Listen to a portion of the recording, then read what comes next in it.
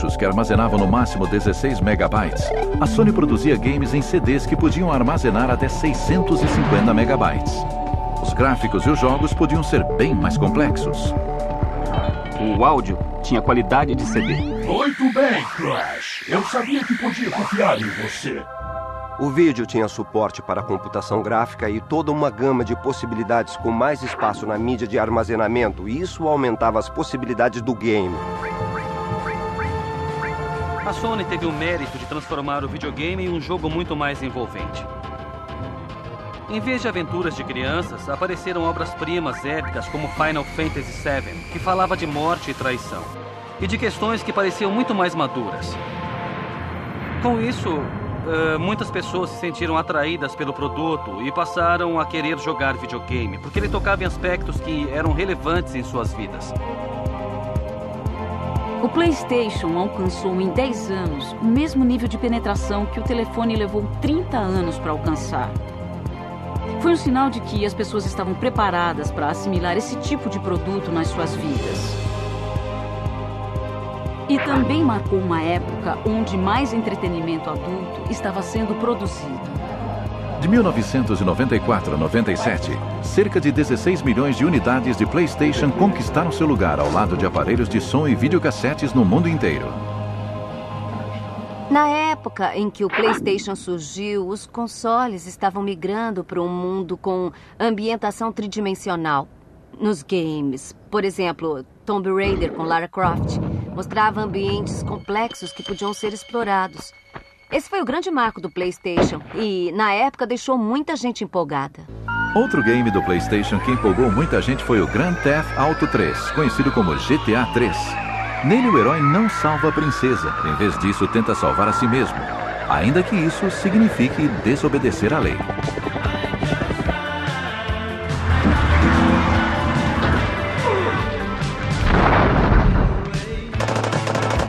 Você tinha uma série de objetivos que precisava atingir. A grande mudança foi no espaço do jogo, e havia uma história de ficção por cima. E em vez de ser um encanador meio gordinho, como o Mario, ou uma espaçonave sem rosto, como em Asteroids, você podia ser o Carl Johnson ou um gangster que acabou de sair da prisão e que está tentando retomar a vida. Para a geração de hoje, pós-geração X-Men, pós-Guerra Fria, pós-Guerra do Golfo, é mais fácil se identificar com esse tipo de coisa do que com personagens heróicos das gerações anteriores.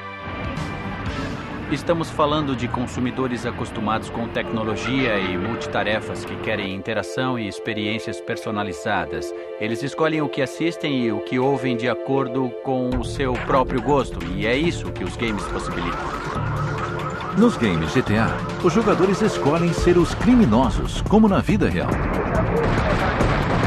O Grand Theft Auto é um game que permite ao jogador várias escolhas morais diferentes, e não são as escolhas que os criadores querem que eles façam. Uma das minhas garotas precisa de carona. Pega um carro e vai buscar a Misty na clínica. Depois traz ela pra cá. Você pode fazer alguma coisa condenável e mesmo assim ganhar uma recompensa por isso no game. Da mesma forma que na vida real, alguém pode roubar a sua casa, o que é condenável, e mesmo assim ganhar dinheiro com os bens que roubou, o que é bom aos olhos do ladrão. Essa é a vida real. Existem alguns games que apresentam essas mesmas situações para as pessoas. Tem gente que pensa, nossa, que horror. Eles permitem que você faça no game as mesmas escolhas que pode fazer na vida real. Você entra no mundo do game e pode jogar com todas as cartas. Você pode tentar coisas diferentes, pensar, e se eu jogar o carro da ponte? O carro explode, então vou tentar dirigir mais depressa. Você pode tentar um monte de coisas legais que não tentaria na vida real. Pelo menos eu espero que não tente. Quando o PlayStation 2 foi lançado, a terceira edição da série Grand Theft Auto inesperadamente se tornou o maior sucesso de 2001. Pular atrás de moedas estava em baixa. Agredir transeuntes inocentes estava em alta. Grand Theft Auto 3 e suas sequências consolidaram a tendência do estilo hollywoodiano nos games. São games que falam sobre a vida no crime, como no filme Os Bons Companheiros ou no seriado A Família Soprano, e tinham elencos impressionantes. Mas o fabricante, a Rockstar, não fez muito alarde.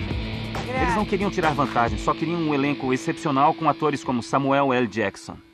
Deixa comigo, Hernandes. Aí, essa grana é minha, é meu dinheiro, cara. É dinheiro de drogas, cara. Todos esses ótimos atores eram as vozes dos personagens do videogame. E era muito cinematográfico. Contava a história de um personagem que começava como matador de aluguel e depois subia na vida. Passava a ser respeitado pelos comparsas e começava a enfrentar os outros chefões do crime. Então tinha uma apresentação cinematográfica digna de Hollywood, mas ao mesmo tempo era puro videogame. A série GTA, criada pela Rockstar Games, inaugurou uma tendência que se baseava em bons enredos, atuações de astros de Hollywood e até mesmo em trilhas sonoras.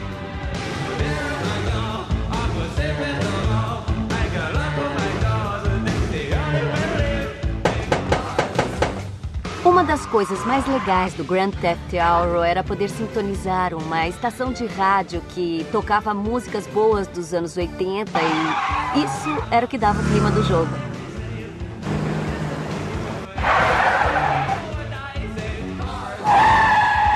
A Rockstar gostava muito de usar música pop. As narrações também eram muito boas e os diálogos curtos e grossos funcionavam bem. Eles não ficaram presos ao estilo Final Fantasy, com cenas mais longas e lentas. As cenas eram curtas e rápidas. E também havia outros recursos, além das imagens, para dar vida a esse mundo. Acho que isso mostra que o videogame é uma cultura que está cada vez mais em voga e muitos outros tipos de mídia estão interessados em aproveitar um pouco da paixão que os jogadores sentem. Também querem lucrar com isso. Os videogames estavam cada vez mais parecidos com os filmes e, finalmente, recebendo o respeito que mereciam de Hollywood. Hoje, os games de ação e aventura têm cenários incrivelmente sofisticados e passaram de 2D para 3D e HD em apenas uma década. E foi assim que o videogame passou a fazer parte de Hollywood, considerando as experiências que proporcionam. Os estúdios de cinema de Hollywood estão muito interessados em participar da indústria do videogame. E o impacto é muito grande no mundo do entretenimento. Nosso foco é proporcionar de 20 a 40 horas de interação para homens de 25 anos que não assistem mais televisão. Eles jogam televisão.